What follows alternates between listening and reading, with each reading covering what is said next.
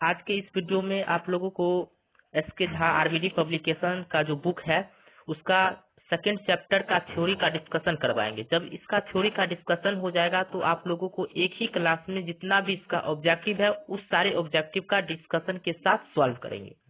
इससे पहले हमने इसका पहले 3-4 वीडियो डाल रखा है जो कि मात्रक तथा बीमा का थ्योरी और उसका ऑब्जेक्टिव क्वेश्चन करवाए हैं। यदि आप लोगों ने नहीं देखा है तो चैनल को सब्सक्राइब करके उस वीडियो को जरूर देखें ताकि आप लोगों को एग्जाम में इससे सहायता मिले। तो चलिए आप लोगों को करवाते हैं फिजिक्स का सेकंड चैप्टर जो कि सदिश तथा अदिश है। तो पहला इसमें जो है सदिश के बारे में समझना है कि सदिश किसको कहते हैं। तो सदिश वैसी भौतिक राशि को कहते हैं जिसमें दिशा और परिमाण दोनों ही रहता है, उसको सदिश राशि कहते हैं। तो सदिश का इंग्लिश क्या होता है? वेक्टर, जिसमें मैग्नीट्यूड भी रहेगा और डायरेक्शन भी रहेगा। कहने का मतलब ये हुआ परिमाण भी रहेगा और दिशा भी रहेगा, उसको हम क्या बोलेंगे?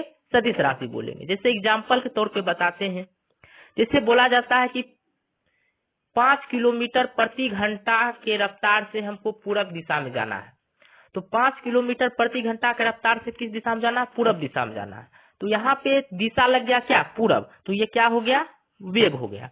तो 5 किलोमीटर यहाँ पे परिमाण हो गया 5 और पूरब जो हो गया दिशा हो गया। इसमें परिमाण और दिशा दोनों हो गया, इसलिए ये कौन सा राशि कहलाएगा? सदिश राशि। इसलिए वेग को जो बोला जाता है वो सदिश राशि। सिर्फ बोलते 5 किलोमीटर प्रति घंटा तो ये हो जाता अदिश राशि, क्योंकि इसमें परिमाण लगा हुआ नहीं रहता। और ये समझना है कि सदिश राशि जो होता है, जो हम लोग जनरली यूज करते हैं जोड़ने में बीजगणितीय योग में, वो योग का इसमें प्रयोग नहीं किया जाता। इसमें सदिश राशि वाले जितने भी राशि हैं उन सभी में बीजगणितीय योग प्रयोग नहीं किया जाता है। अब समझना है कि अदिश राशि किसको कहते हैं। तो अदिश राशि उस राशि को बोलेंगे जिसमें केवल परिमाण होता है और दिशा नहीं होता, उसे अदिश राशि बोलते हैं। तो अब आगे समझना यह हो गया। और अदिश राशि जो रहता है साधारण बीजगणितीय योगों का पालन करता है। अब एग्जाम्पल समझना है कि सदिश राशि किसको बोलते हैं और अदिश राशि कौन कौन सा एग्जाम्पल है। सदिश राशि का एग्जाम्पल हो जाता है विस्थापन, वेग, त्वरण, विद्युतीय क्षेत्र। विद्युतीय क्षेत्र को भी सदिश राशि में रखा जाता है, क्योंकि आप लोगों को पता होगा कि किस डायरेक्शन में जाता है, पॉजिटिव टू नेगेटिव डायरेक्शन में घूमता है। तो इसमें भी क्या हो गया? दिशा हो गया। इसलिए विद्युतीय क्षेत्र को भी क्या चीज में रखा जाता है? सदिश राशि में। फिर बल, बल क्या होगा? जैसे कि हमको 2 न्यूटन का बल लगाना, तो 2 न्यूटन का बल किधर लगाना? तो किसी भी डायरेक्शन में तो लगा नहीं सकते, कोई इसका फिक्स डायरेक्शन होगा, ऊपर लगाएंगे, नीचे लगाएंगे, दायां लगाएंगे या फिर बायां लगाएंगे। उसी तरह संवेग, आवेग, चुंबकीय क्षेत्र, ये सारा जो है सदिश राशि है। और अदिश राशि जिसमें कि सिर्फ परिमाण रहता है और दिशा नहीं रहता, वो सब द्रव्यमान। जैसे 5 केजी हम बोल सकते हैं कि पूरब दिशा में 5 केजी, पश्चिम दिशा में 5 केजी नहीं। तो इसी कारण द्रव्यमान जो हो गया क्या हो गया? इसमें सिर्फ परिमाण रहता है, दिशा नहीं रहता है। जैसे 2 केजी, 2 क्या हो गया यहाँ पे? 2 केजी, 2 यहाँ पे जो हो गया क्या हो गया? परिमाण हो गया। कार्य, ऊर्जा, शक्ति, क्षेत्रफल, घनत्व, चाल, दाब, आयतन, दूरी, समय, विभव, ताप, धारा। तो ये सारा चीज जो है किस राशि में रखा जाता है? अदिश राशि में रखा जाता है। अब आगे समझना है कि सदिशों का निरूपण। कहने का मतलब ये हुआ कि हम लोग जो भी सदिश राशि होता है उसको हम किस तरह से रिप्रेजेंट करते हैं, मतलब वेक्टर को किस तरह से रिप्रेजेंट करते हैं। तो जो भी वेक्टर रहेगा उसको जो रिप्रेजेंट किया जाता है उसके ऊपर एक एरो लगा दिया जाता है। जैसे कि यहाँ पे देख रहे होंगे कि यहाँ पे एक पर ऊपर एक एरो लगा हुआ, तो ये बताता है कि ये जो है कौन सा राशि है? सदिश राशि है। तो ही लिखा हुआ है कि सदिशों को निरूपित करने के लिए किसी भी भौतिक राशि के ऊपर तीर के चिन्ह का प्रयोग किया जाता है, जहां तीर का माथा जो होता है उसकी दिशा को बताती है और उसकी लंबाई उसके परिमाण को बताती है। ठीक है, मतलब जितना बड़ा तीर होगा उसका जो ऊपर जो यहाँ पे इस तरह से एरो लगता है, यही चीज बताता है कि जो राशि है मेरा वो कौन सा राशि है? सदिश राशि है। जैसे 2 न्यूटन का बल लगा, तो 2 न्यूटन का बल लगा, तो 2 न्यूटन का बल लगा तो इसको हम क्या है इस तरह से डिनोट किए। जैसे F बराबर हो गया 2 न्यूटन, तो F के ऊपर माथा पे क्या दे देंगे? तीर दे देंगे। इससे क्या पता चलेगा? ये जो राशि है कौन सा राशि है? सदिश राशि। मतलब सदिश राशि को पहचानने का एक ही तरीका है, यदि उसको हमको डिनोट करना उसके माथा पर एक तीर का निशान लगा देंगे। ये हो गया सदिश राशि का निरूपण। अब है सदिश के परिमाण का निरूपण किस तरह से करते हैं। तो जैसे कि ए वेक्टर बराबर है 2 न्यूटन है, मतलब ये पता चल गया क्या हो गया ये। अब इसके परिमाण को जैसे लगाएंगे, इसके दोनों तरफ क्या लगा देंगे, मॉड लगा देंगे, मॉडुलस लगा देंगे। इससे क्या पता चलेगा, ये जो है परिमाण को रिप्रेजेंट कर रहा है, वेक्टर अपने परिमाण को रिप्रेजेंट कर रहा है। अब समझना है कि वेक्टर अलजेब्रा और सदिशों का जोड़ का नियम, सदिश का जोड़ का नियम किस प्रकार से उसमें जोड़ा जाता है। तो इसमें एक नियम है त्रिभुज का नियम अपनाते हैं, दूसरा समांतर चतुर्भुज का नियम। त्रिभुज का नियम मतलब लॉ ऑफ ट्रायंगल से इसको जोड़ते हैं, और दूसरा जो जोड़ते हैं लॉ ऑफ पैरेललोग्राम से जोड़ते हैं। इसमें देखना है कि जैसे त्रिभुज का नियम किस प्रकार से, वेक्टर ए इस प्रकार से, वेक्टर बी इस प्रकार से, वेक्टर ए इधर जा रहा है, वेक्टर बी इधर जा रहा है। फिर इस दोनों को मिला दिए तो ये जो बन गया रिजल्टेंट बन गया, जिसको परिमाणी जोड़ बोला जाता है। तो resultant vector equal to vector A plus vector B, दोनों को जोड़ देंगे तो ए वेक्टर और बी वेक्टर का सम यहाँ पे निकल के आएगा। ठीक है, इस प्रकार से हुआ। अब यहाँ पे समझना समांतर चतुर्भुज का नियम किस प्रकार से काम करता है। तो समांतर चतुर्भुज का नियम जो यहाँ पे देख रहे होंगे, यदि कोई दो राशि ए और बी एक दूसरे से थीटा कोण पर हो तो उसके परिमाणी का परिमाण किस प्रकार से ज्ञात करेंगे। जैसे वेक्टर ए है यहाँ पे और वेक्टर बी है यहाँ पे, और ये थीटा एंगल, दोनों एंगल थीटा जो बना रहा है, क्या बना रहा है, एक दूसरे से थीटा कोण पर है, और उसके बीच में जो ये चला गया, ये कौन हो गया, परिमाणी हो गया। और इसको जब हम जोड़ते हैं तो परिमाणी सम आता है। तो अब यहाँ पे समझना है ये कि इसको हम जैसे कि दो राशि दे दिया रहेगा, वेक्टर ए दिया रहेगा, वेक्टर बी दे देगा, और उसका बोलेगा परिमाणी निकालना है, और उसमें एंगल दे देगा कि वेक्टर ए और वेक्टर बी एक दूसरे पर 30 डिग्री का कोण बनाना है, एक दूसरे पर 25 डिग्री का 60 डिग्री का कोण बनाना है। उसके बाद हमको बोलेगा कि दोनों वेक्टर का परिमाण का जोड़ हमको निकालना है कितना है। तो उस तरह उसमें हम लोग डायरेक्ट आप लोग को फॉर्मूला यहाँ पे बता रहे हैं, उस फॉर्मूला का यूज करना है। जैसे कि रिजल्टेंट का होता है रूट अंडर ए square plus B square plus 2ab cos theta, और cos थीटा का आप लोगों को मालूम होगा कि इसका वैल्यू जो होता है -1 से बड़ा या फिर उसके बराबर होता है, और 1 के बराबर या उससे छोटा, मतलब -1 से लेकर के 1 के बराबर होता है। तो ये हो गया। अब जैसे ही हमको रिजल्टेंट निकालने के लिए कहेगा, क्या निकालेंगे, रूट अंडर ए square plus B square plus 2ab cos theta. और रिजल्टेंट है क्या, यहाँ पे परिमाण है क्या, वेक्टर ए और वेक्टर बी के जोड़ को ही यहाँ पे रिजल्टेंट बोला गया। उसी को यहाँ पे फिर दोबारा आर को ही क्या लिख सकते हैं, वेक्टर ए प्लस वेक्टर बी का mod equal to root under A square plus B square plus 2ab cos theta. तो इस प्रकार से हम लोग निकाल सकते हैं। और दोनों में यदि माइनस करना रहेगा तो क्या करेंगे, वेक्टर ए माइनस वेक्टर बी का मैग्नीट्यूड रूट अंडर ए square plus B square minus 2ab cos theta कर देंगे, तो दोनों वेक्टर का जो निकल जाएगा, क्या निकल जाएगा,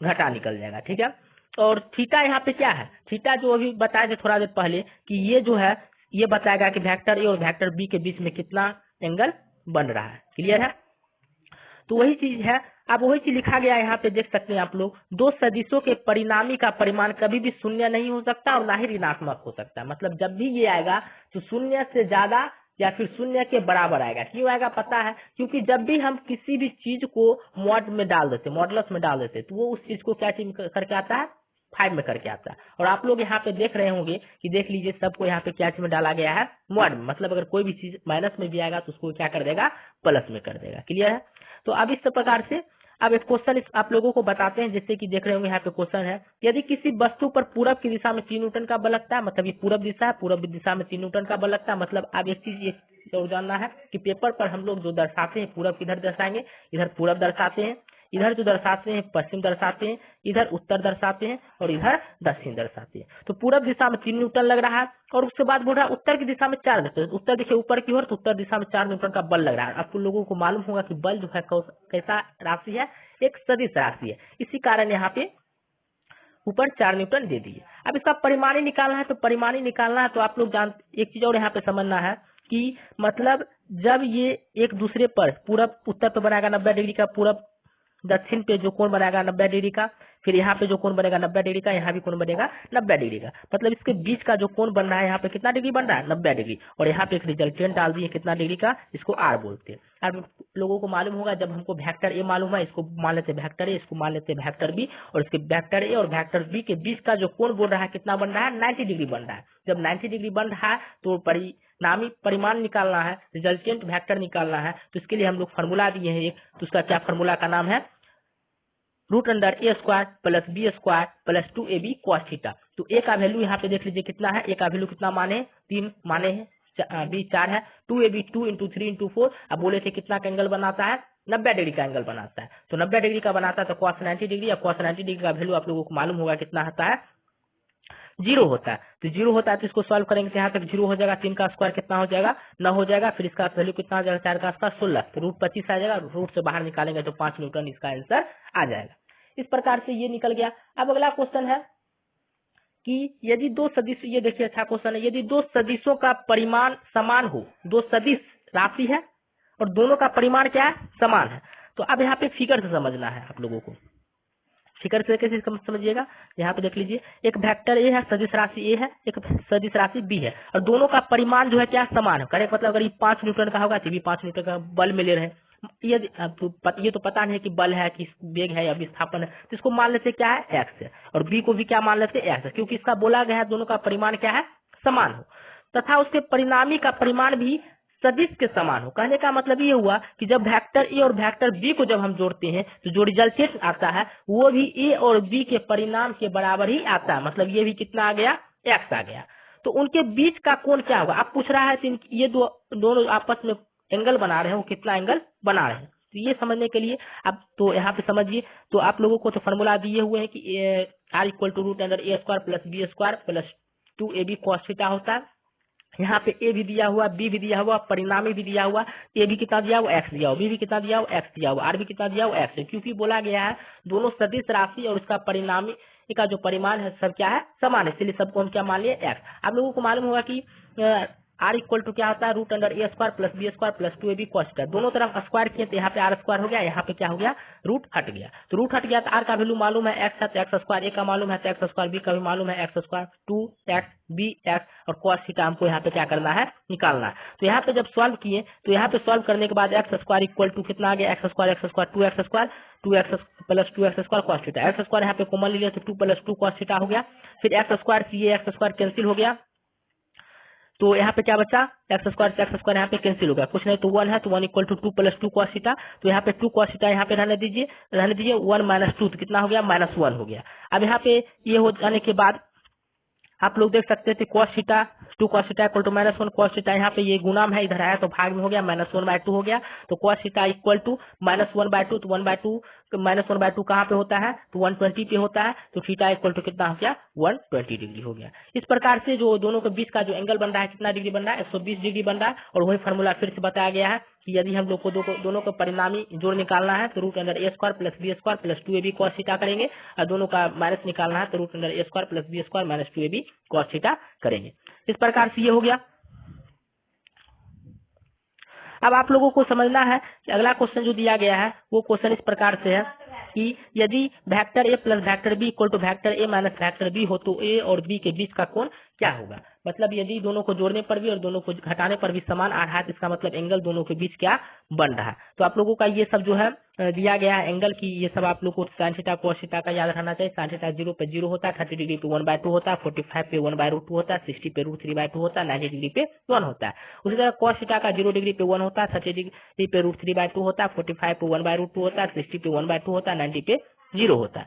तो अब यहाँ पे आप लोग देख सकते हैं कि दोनों में क्या दिया गया है कि वेक्टर ए प्लस वेक्टर बी वेक्टर ए माइनस वेक्टर बी दोनों क्या है समान है। अब दोनों में मॉड लगा दिए, मॉड लगाने के बाद आप लोगों को मालूम होगा कि आर इक्वल टू क्या होता है वेक्टर ए प्लस वेक्टर बी होता है, और इसी के बराबर क्या होता है वेक्टर ए माइनस वेक्टर बी होता है, तो ये होता है। तो अब यहाँ पे मॉड जब लगा दिए हैं तो अभी दोनों का फॉर्मूला लगाएंगे, तो दोनों का फॉर्मूला लगाएंगे क्या होगा root under A square plus B square plus 2ab cos theta equal to यहाँ पे माइनस है इसलिए यहाँ पे माइनस लग जाएगा रूट अंडर ए square plus B square minus 2ab cos theta. तो यहाँ पे फिर स्क्वायरिंग वन बहुत साइड करेंगे तो रूट दोनों में कट जाएगा, तो रूट दोनों में कट जाएगा तो फिर ए से ए कट जाएगा, बी से स्क्वायर से बी स्क्वायर कट जाएगा तो बचेगा 2ab cos theta equal to minus 2ab cos theta. तो ये होने के बाद यहाँ पे देख सकते हैं कि 2ab cos theta equal to minus 2ab cos theta, तो दोनों को एक तरफ इसको ले जाएंगे तो दोनों माइनस से इधर आएगा तो प्लस हो जाएगा, तो plus 4ab cos theta equal to 0, cos theta कहीं रहने देंगे 4ab जाएगा तो 0/समथिंग इक्वल टू 0 होता है, cos थीटा का वैल्यू 0 आ गया, cos थीटा का वैल्यू 0 कब होता है जब cos का वैल्यू कितना होता है 90 होता है। इस प्रकार से cos यहाँ पे कैंसिल हो गया तो थीटा का वैल्यू कितना हो गया 90 डिग्री हो गया। तो दोनों का बीच का जो एंगल बना कितना डिग्री बना 90 डिग्री बना, तो ये हो गया। अब एक चीज समझना है कि बोलेगा कि रिजल्टेंट वेक्टर कब मैक्सिमम आएगा, रिजल्टेंट वेक्टर कब मिनिमम, मतलब कब ज्यादा आएगा और कब कम आएगा। तो cos थीटा का वैल्यू -1 पे क्या आता है कम आता है, और 1 पे क्या आता है सबसे ज्यादा आता है। तो मैक्सिमम जब निकालना है तो यहाँ पे हम लोग cos थीटा इक्वल टू +1 करेंगे तो आर मैक्सिमम इक्वल टू क्या हो जाएगा cos थीटा का वैल्यू कितना रख देंगे 1, तो a square plus B square plus 2ab तो a square plus B square plus 2ab किसका फॉर्मूला बन जाएगा, ए प्लस बी का होल स्क्वायर। आर मैक्सिमम जो होगा कब होगा, ए प्लस बी पे मैक्सिमम होगा, मतलब दो फैक्टर दिया हुआ उसमें मैक्सिमम निकालना रहेगा तो क्या करेंगे, ए प्लस बी कर लेंगे। cos थीटा इक्वल टू -1 रहेगा, तो cos थीटा इक्वल टू -1 रहेगा, वहां पे जो आएगा सबसे मिनिमम आएगा, तो ए माइनस बी का होल स्क्वायर बन जाएगा। तो आर मिनिमम जो होगा, यहाँ पे ये गलत लिखा हुआ है, इसको सही कर लेना है। तो आर मिनिमम जो होगा कब होगा, जब ए माइनस बी कर देंगे तो आर का वैल्यू जो आएगा क्या आएगा, मिनिमम आ जाएगा। तो उसी पे एक क्वेश्चन है, लास्ट क्वेश्चन ये कर लेना है कि अगर किसी वस्तु पर 3 न्यूटन और 4 न्यूटन का बल आरोपित हो रहा है तो निम्न में से कौन सा परिणामी का परिमाण नहीं हो सकता है। तो इसमें से कौन सा नहीं हो सकता है, गलत है, वो निकालना है। ए इक्वल टू 4 न्यूटन है, बी इक्वल टू 3 न्यूटन है। तो आप मैक्सिमम निकालेंगे 4 + 3 7 न्यूटन होगा, मिनिमम निकालेंगे तो ए माइनस बी 1 न्यूटन होगा।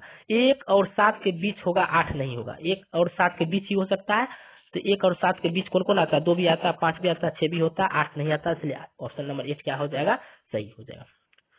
इस प्रकार से यथा एक क्लास का वीडियो और डालेंगे तो आप लोगों का सदिश तथा अदिश का जो है चैप्टर थ्योरी का डिस्कशन हो जाएगा। उसके बाद एक क्लास में आप जितना भी इसका ऑब्जेक्टिव वो सारा क्वेश्चन को डिस्कशन करने के साथ सॉल्व करेंगे। अगर वीडियो पर नए हैं तो चैनल को सब्सक्राइब कर लें, वीडियो को लाइक कर दें और कमेंट जरूर करें।